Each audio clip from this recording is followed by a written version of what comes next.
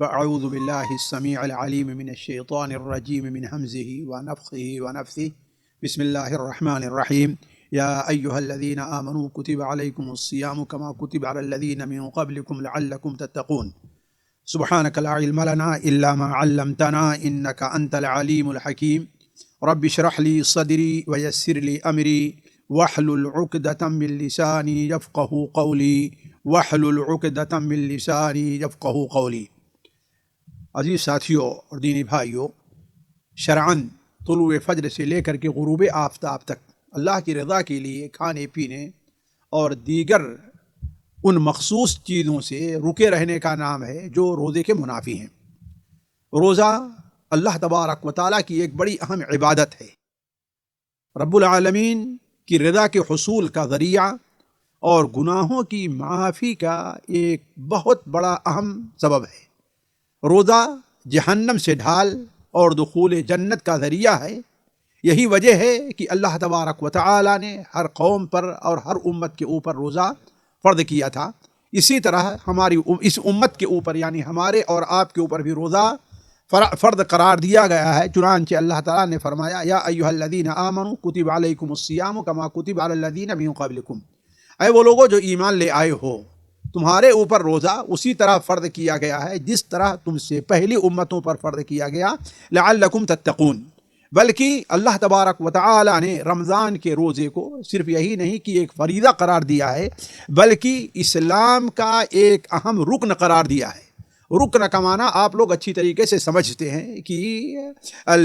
اس کو اگر کوئی شخص ادا نہیں کرتا ہے تو یا تو مستقل طور پر کافر اور مرتد سمجھا جائے گا، اور یا پھر وہ اس کا ایمان ناقص اور بہت کمزور ہوگا، اور وہ شخص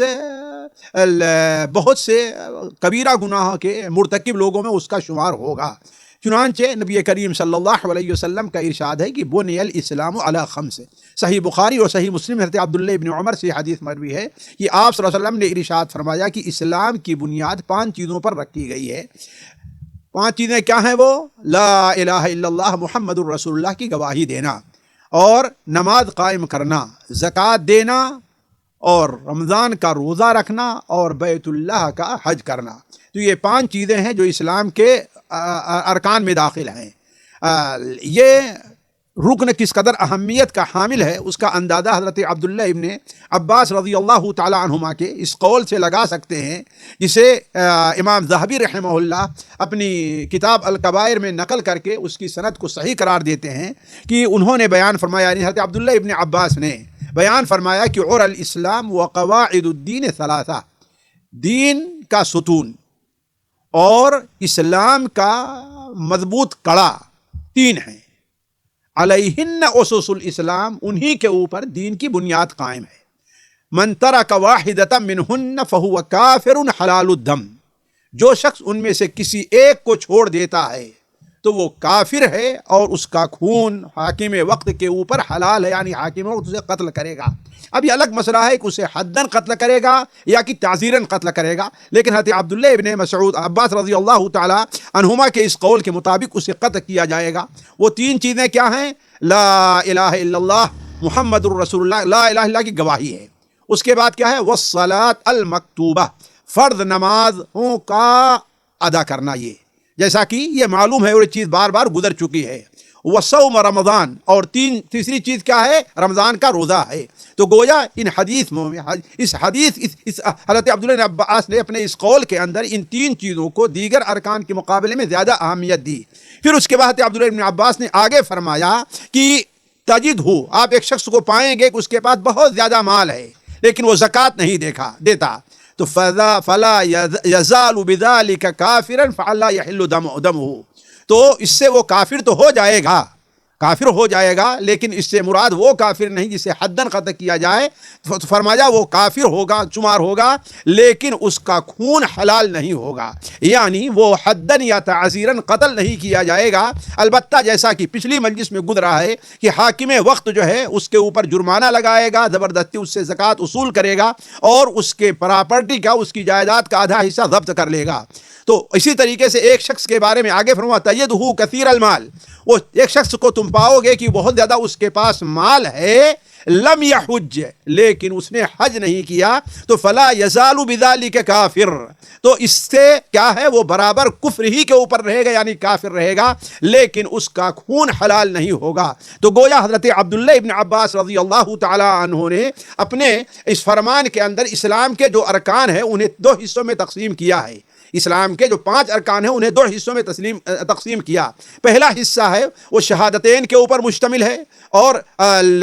نمازوں 5 وقتہ نمازوں پر ہے، اور تیسری چیز کیا ہے، وہ روزہ ہے۔ یعنی ان 3 چیزوں کے بارے میں کہا کہ ان کا اگر کوئی شخص ترک کرتا ہے اور چھوڑتا ہے تو وہ شخص کیا ہے، کافر شمار ہوگا اور حلال الدم ہوگا، یعنی اسے قتل کر دیا جائے گا۔ البتہ باقی جو 2 رکن ہیں، یعنی زکوٰۃ دینا اور حج کرنا، ان کے ذریعے سے تو وہ کافر شمار ہوگا، لیکن اسے قتل نہیں کیا جائے گا، اسے جیل ڈالا جائے، جرمانہ لگایا جائے، اس کے اوپر تعزیر سزا دی جائے، یہ حاکم وقت کے اوپر ہوگا۔ تو اس سے اندازہ لگتا ہے کہ اسلام کا رکن، ایک عظیم رکن کیا ہے، روزہ بھی ہے۔ اب آگے بڑھتے ہیں کہ اسلام کی رکنیت کا تقاضا یہ ہے کہ بلا عذر رمضان کے روزوں کو ترک نہ کیا جائے، لیکن اگر کوئی شخص رمضان کا روزہ ترک کرتا ہے، خواہ ایک ہی روزہ کیوں نہ ہو،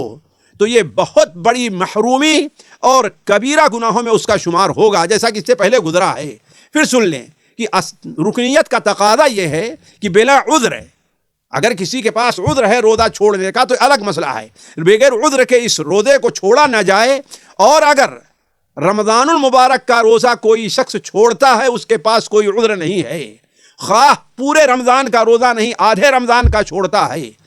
پورا روزہ رکھتا ہے لیکن 2-1 روزے چھوڑتا ہے، تو وہ کیا ہے، یہ اللہ تبارک و تعالیٰ کے نزدیک بہت بڑی محرومی ہے اور کبیرہ گناہوں کا مرتکب ہے۔ یہ 2 چیزیں ہم نے رکھی ہیں جہاں تک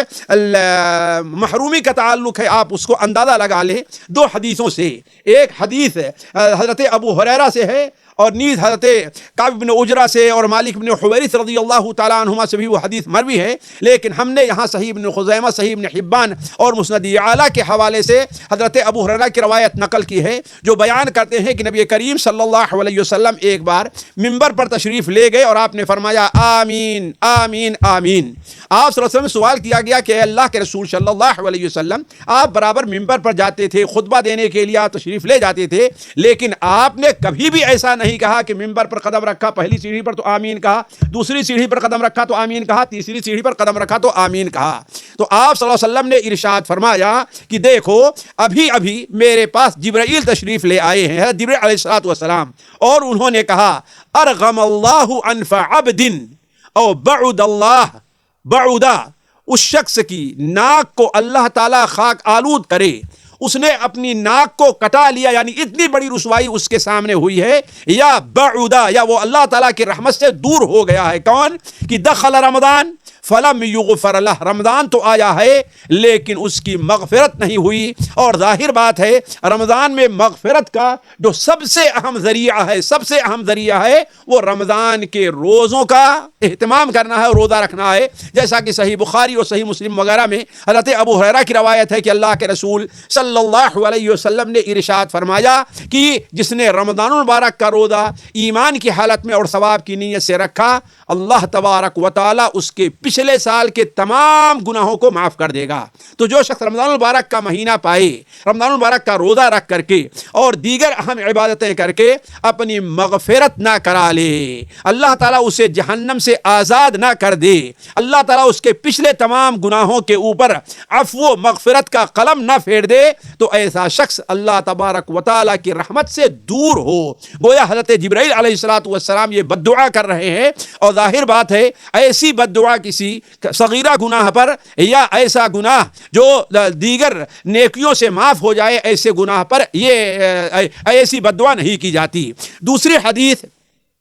جسے امام بخاری رحمہ اللہ اپنی کتاب میں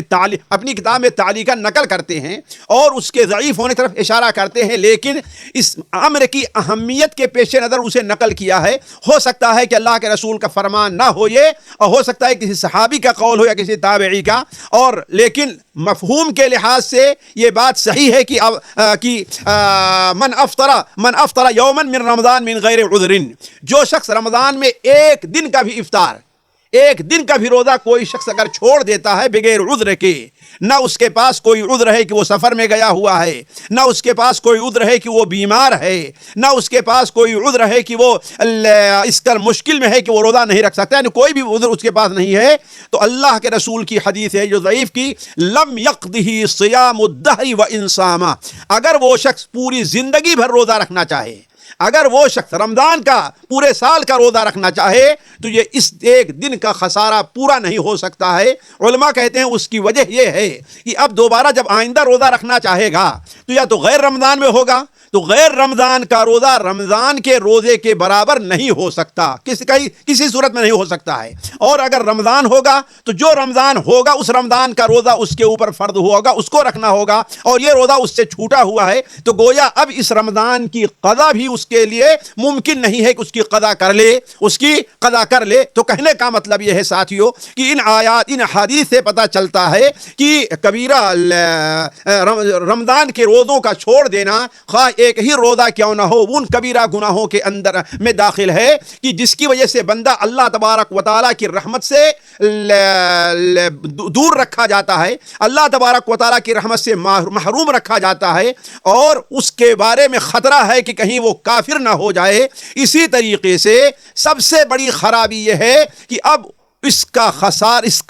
خسارے کو پورا کرنے کا اس کے پاس اب دوبارہ کوئی موقع نہیں ہوگا، الا یہ کہ اللہ کی رضا کے لیے اخلاص کے ساتھ وہ توبہ کر لے، تو یہ اس کے درمیان اللہ تعالیٰ کے درمیان کا معاملہ ہے۔ اسی لیے آپ جانتے ہیں کہ جو لوگ روزہ نہیں رکھتے، استطاعت کے باوجود روزہ نہیں رکھتے ہیں، علماء اس کے ایمان کے بارے میں شک میں رہتے ہیں کہ آیا یہ شخص مومن ہے کہ مومن نہیں ہے۔ چنانچہ امام ذہبی رحمہ اللہ اپنی کتاب الکبائر میں نقل کرتے ہیں کہ یہ بات اہل ایمان کے نزدیک طے شدہ ہے،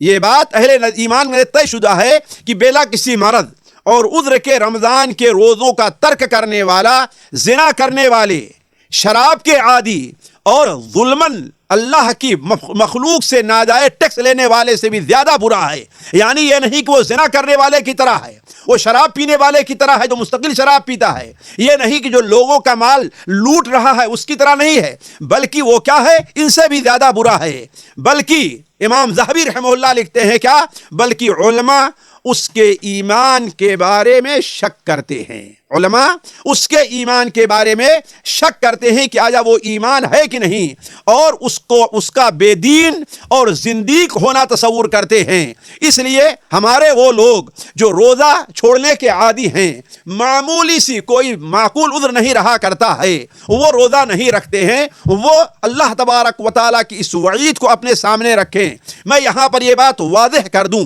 اس وعید کا مستحق ہر وہ شخص ہے جو یا پورے رمضان کا روزہ چھوڑتا ہے، اور وہ شخص بھی مستحق ہے اس وعید کا جو رمضان کے بعد روزوں کو بلا عذر کے چھوڑ دیتا ہے، اور وہ شخص بھی ہے جو پورے رمضان کے روزے یا رمضان کے بعد روزے تو کسی عذر سے چھوڑ دیتا ہے، لیکن پورا سال گزر جاتا ہے، اسے وقت بھی ملتا ہے، اور ان چھوڑے ہوئے روزوں کی وہ قضا نہیں کرتا۔ اس سلسلے میں بہت سے لوگ کوتاہ ہیں۔ مثال کے طور پر ہماری بہت سے بہنیں ہیں جن کو بارے میں ہر انسان جانتا ہے کہ کوئی بھی صحت مند عورت وہ پورے مہینے کا عمر روزہ نہیں رکھ پاتی ہے، تو اس کے لیے اللہ تبارک و تعالیٰ کی طرف سے یہ اجازت ہے کہ وہ ان دنوں میں اس عذر کی بنیاد پر روزہ تو چھوڑ دے، لیکن بعد میں اس کی قضا کرے، اور اس قضا کا موقع کب ہے، دوسرا رمضان آنے تک، دوسرا کبھی بھی اس کی قضا کر سکتی ہے۔ لیکن ہماری بہنیں اس سلسلے میں بڑی کوتاہی کرتی ہیں۔ بعض بہنوں کا سوال آیا کہ ان کے 15 سال ایسے گزر گئے ہیں، بعد نے کہا 16 سال ایسے گزر گئے ہیں، 20 سال ایسے گزر گئے ہیں کہ میرے رمضان کے روزے چھوٹے اور پھر بعد میں وہ روزہ نہیں رکھ سکی، اب میں کیا کروں؟ علی کل حال اب بھی اگر وہ شرمندہ ہوں، اللہ تبارک و تعالیٰ سے سچی توبہ کریں اور جتنے دن کے روزے چھوڑے ہیں ان کو رکھنے کی کوشش کریں، تو اللہ تبارک و تعالیٰ توبہ قبول کرنے والا ہے۔ اسی طریقے سے ہمارے بعد وہ بھائی جو سفر پر گئے یا بیمار ہو گئے، ایسی بیماری لاحق ہوئی کہ ان کا رمضان کا 1 یا 2 روزہ چھوٹ گیا، پھر پورا سال گزر جاتا ہے، پورا سال گزر جاتا ہے، انہیں روزہ رکھنے کی توفیق نہیں ہوتی اور روزہ ان کے اوپر رہ جاتا ہے، ایسے سارے کے سارے لوگ اس وعید کے اندر داخل ہے کہ علماء ان کے بارے میں، ان کے ایمان کے بارے میں شک کا اظہار کرتے ہیں اور یہ سوچتے ہیں کہیں یہ آدمی زندیق تو نہیں ہے۔ بلکہ ساتھیوں یہیں پر بات نہیں بنتی ہے، روزہ خوری یعنی روزے کا ترک کرنا اللہ تبارک و تعالیٰ کے نزدیک اس قدر قبیح ہے کہ دوزخ میں جو اسے عذاب ہوگا اور ہے، حشر کے میدان میں جو اسے عذاب ہوگا اور ہے، بلکہ عالم برزخ میں بھی اس کے اوپر عذاب ہوتا ہے۔ چنانچہ صحیح ابن خزیمہ میں، صحیح ابن حبان میں حضرت ابو امامہ رضی اللہ تعالیٰ عنہ کی ایک لمبی حدیث ہے جس میں نبی کریم صلی اللہ علیہ وسلم کے ایک خواب کا ذکر ہے، اور ظاہر بات ہے انبیاء کا جو خواب ہوا کرتا ہے، انبیاء کا خواب سچا اور حق ہوتا ہے، تو اس خواب کا ذکر ہے۔ اس میں آپ صلی اللہ علیہ وسلم نے ارشاد فرمایا کہ مجھے فرشتے جب لے کر کے ایک ایسی جگہ پہنچے، ایک اونچی جگہ پر اونچے پہنچے جہاں بالکل میدان صاف تھا، تو وہاں اولاً ہمیں رونے کی، چیخ پکار کی اور گہار لگانے کی آواز آئی، تو ہم نے اپنے ساتھیوں سے پوچھا جو دو فرشتے تھے کہ یہ کون سے لوگ ہیں، تو ان لوگوں نے بتایا کہ یہ جہنمیوں کی چیخ اور پکار ہے۔ پھر اس کے بعد میں آگے بڑھا تو مجھے کچھ لوگ اس طرح دکھائے گئے کہ ان کے ایڑیوں سے پکڑ کر کے انہیں لٹکا دیا گیا ہے اور وہ لٹکے ہوئے ہیں، الٹے لٹکے ہوئے ہیں، اور ایک شخص کے ہاتھ میں چاقو ہے، اس چاقو سے ان کے اس جبڑے کو پھاڑتا ہے یہاں تک کہ آدھے سے یعنی گدی تک لے آتا ہے، پھر دوبارہ پھاڑتا ہے یہاں تک لے آتا ہے، جب دوبارہ یہ پھاڑتا ہے تو اس طرف کا درست ہو جاتا ہے اور ان کے منہ سے خون اور پیپ بہ رہا ہے۔ تو ہم نے کہا اے میرے ساتھیوں یہ کون سا بدبخت ہے جس کے اوپر یہ عذاب ہو رہا ہے؟ تو انہوں نے کہا کہ یہ وہ شخص ہے جو رمضان کا روزہ، جو فرض روزہ افطار کا وقت ہونے سے پہلے افطار کر دیتا تھا، لاپرواہی سے 1 منٹ 2 منٹ 5 منٹ پہلے افطار کر دیتا تھا، وہ روزہ سورج ڈوبنے کا انتظار نہیں کرتا تھا۔ تو جو شخص پورے دن میں روزہ رکھتا رہا ہے، شاید ایک دن ایک مہینہ میں، پورے مہینے میں سے 2 دن 4 دن 5 دن ایسا کر دے رہا ہے، اسے یہ عذاب ہو رہا ہے عالم برزخ میں، تو وہ شخص جو سرے سے روزہ رکھتا ہی نہیں اس کا کیا حشر ہوگا؟ تو کہنے کا مطلب یہ ہے ساتھیوں کہ روزہ خوری اس کی چاہے جو صورت ہو، یہ شریعت کی نظر میں ایک کبیرہ گناہ اور بہت بڑے عذاب کا سبب ہے۔ اس کے بعد آج دوسرا کبیرہ جو ہم رکھتے ہیں وہ بھی اسلام کے ارکان میں سے ایک اور رکن سے متعلق ہے، یعنی استطاعت کے باوجود حج نہ کرنا۔ آپ جانتے ہیں کہ حج اسلام کا آخری رکن ہے اور صاحب استطاعت پر اللہ تبارک و تعالیٰ کا حتمی فریضہ ہے۔ حج اللہ تبارک و تعالیٰ کے گھر کی زیارت اور رب کائنات کی مہمانی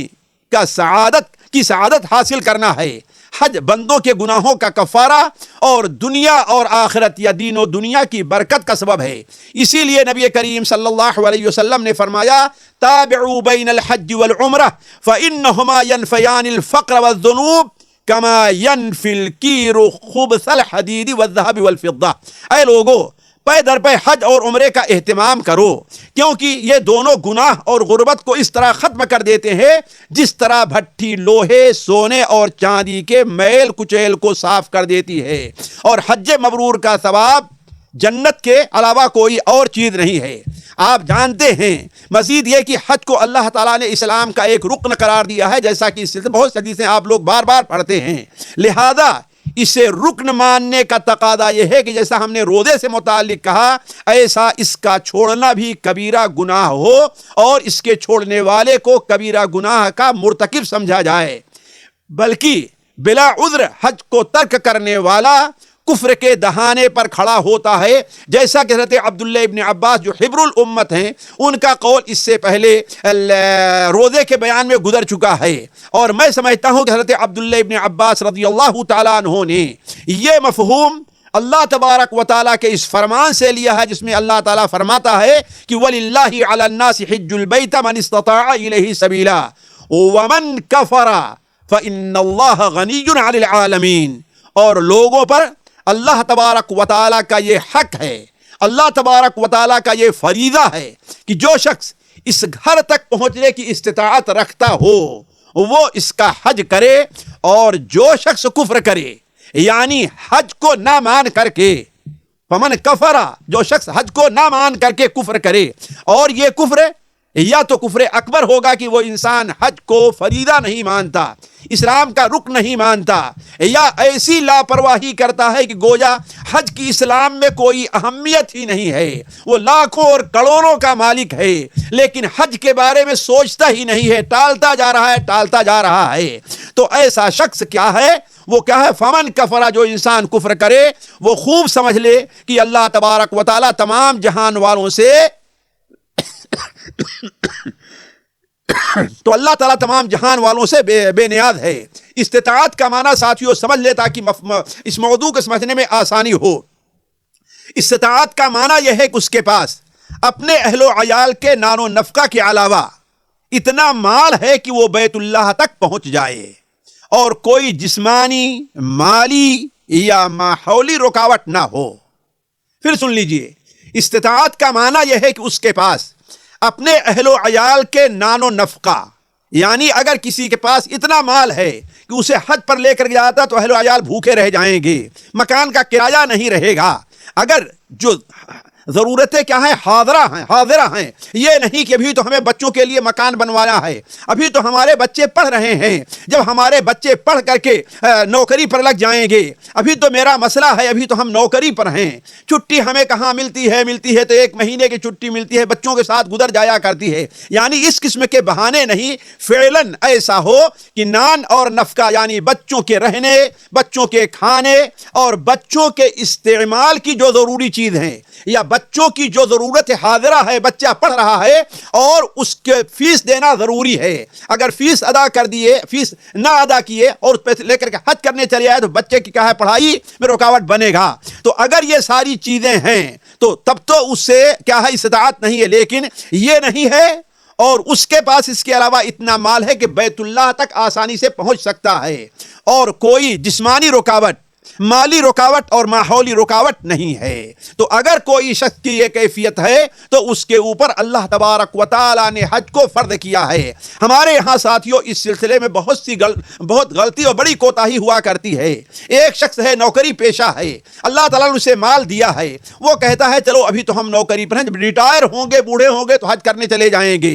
پھر ہوتا کیا ہے؟ بہت سے لوگ نوکری کے دوران ہی ان کا انتقال ہو جاتا ہے، بہت سے لوگ نوکری کے بعد ان کی ضرورتیں اتنی بڑھ جاتی ہیں کہ وہ پیسہ اب ان کے پاس نہیں رہ جاتا، بہت سے لوگ نوکری کے بعد اتنے کمزور ہو جایا کرتے ہیں، جیسا کہ بہت سے ایسے سوالات آئے۔ ایک شخص نے سوال کیا کہ میرے والد کے پاس بہت زیادہ مال تھا، الحمدللہ بہت وسعت تھی، وہ آسانی سے حج کر سکتے تھے، لیکن لیٹ کرتے رہے یہاں تک کہ اب بوڑھے ہو گئے ہیں، وہ انہیں دمہ کی بیماری ہے، انہیں سانس کی بیماری ہے، وہ اب اکیلے اتنا سفر نہیں کر سکتے، اب جو ہے ان کے لیے پریشانی ہے، اب کیا کیا جائے؟ تو ایسے بہت سے لوگ جو نوکری کا انتظار کرتے رہتے ہیں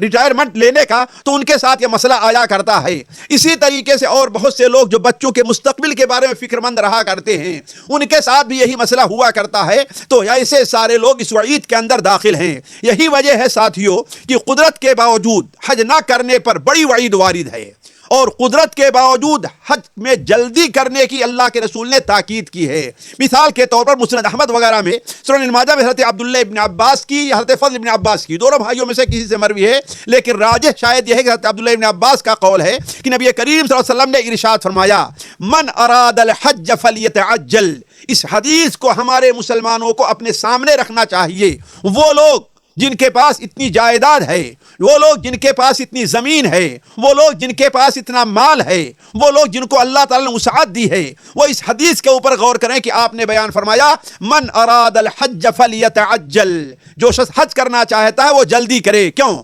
فإنہ قد یمرض المریض، اس لیے کہ ہو سکتا ہے کہ بندہ مریض ہو جائے، اور ہو سکتا ہے کہ وتضل الضالہ، سواری جو ہے اس کی کیا ہے، وہ غائب ہو جائے۔ آج کے زمانے میں یہ لکھے اس کے پاس اتنا پیسہ نہ ہو کہ اب تو جہاز سے سفر کرنا ایک متعین امر ہو گیا ہے، وہ انسان ایسا کر سکے، یا یہ بھی ہو سکتا ہے کہ وہ سواری پر بیٹھنے کے لائق بھی نہ ہو، جیسے بہت سے لوگ ہیں ان کے دل کا آپریشن ہو گیا تو اب ان کے لیے ہوائی جہاز سے سفر کرنا بسا اوقات خطرے کا معاملہ ہوا کرتا ہے۔ وتعرض الحاجہ، یا انہیں کوئی حاجت پیش آ جائے، مثال کے طور پر بچے چھوٹے ہیں اور اور ہر ایک کا کام آسانی سے چل رہا ہے، کھلا رہے ہیں، پلا رہے ہیں، ان کے پاس پیسہ ہے، وہ حج پر جا سکتے تھے بچوں کے خرچ کو دے کر کے، لیکن یہ سوچتے رہے کہ بچے چھوٹے چھوٹے ہیں، بچے پڑھ لیں، ان کی شادی کر دی جائے، بچیاں ہیں ان کی شادی کر دی جائے، فارغ ہو جائیں تو ہم حج کرنے جائیں گے۔ لیکن یہ فراغت ایسے لوگوں کو آپ نظر ڈالیں تو آپ بھی جانتے اور ہم بھی جانتے ہیں انہیں فراغت اس کی نہیں ملتی۔ تو آپ نے فرمایا وَتَعْرِضُ الْحَاجَةَ، اسی لیے حضرت حذیفہ رضی اللہ تعالیٰ عنہ نے تاکید کرتے ہوئے نبی کریم صلی اللہ علیہ وسلم کا یہ فرمان نقل کیا، الاسلام ثمانیۃ اسہم، اسلام کیا ہیں؟ 8 حصے ہیں۔ الاسلام سہم والصلاة سهم والزكاة سهم والحج سهم وصوم رمضان سهم والأمر بالمعروف سهم والنهي عن المنكر سهم والجهاد في سبيل الله سهم وقد خاب من لا سهم له۔ آپ نے بیان فرمایا اسلام کے 8 حصے ہیں۔ اسلام لے آنا یعنی شہادتین، یہ کیا ہے؟ ایک حصہ ہے۔ نماز ایک حصہ ہے، زکوٰۃ ایک حصہ ہے، حج ایک حصہ ہے، روزہ ایک حصہ ہے، امر بالمعروف عن المنکر کا فریضہ ایک حصہ ہے، جہاد فی سبیل اللہ حصہ ہے۔ آپ جانتے ہیں کہ جتنے کاموں کو آپ صلی اللہ علیہ وسلم نے گنایا ہے یہ ایک مومن کے لیے نہایت ضروری ہے، اور ان کا ترک استطاعت کے باوجود گناہ کبیرہ میں داخل ہے۔ تو آپ نے فرمایا وقد خاب من لا سہم لہ،